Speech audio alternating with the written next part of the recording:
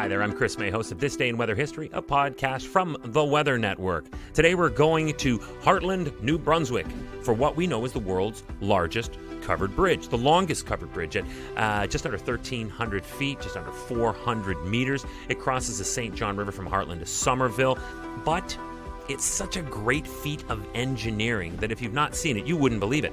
It's a combination of 7 small howe trusses that are stitched together over 6 piers. It actually has flex as a result. But you don't want it to get involved in a really bad ice jam. And ice jams are traditional. They're seasonal in New Brunswick. But on January 18th, this day in weather history of 2006, this bridge was under siege. The primary culprit was unseasonably warm temperature. So now this was throwing into whack or into disarray the freeze-thaw cycle. Let me tell you something. When you're in an area like St. John or like this area where you have rivers, streams, tributaries, and they do have freeze-thaw cycles and the potential for ice jams, you want to err always on the side of freeze as opposed to thaw, because with thaw you get flow. That didn't happen.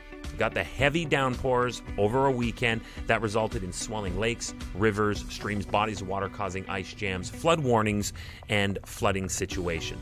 The bridge itself is legendary. It's historical.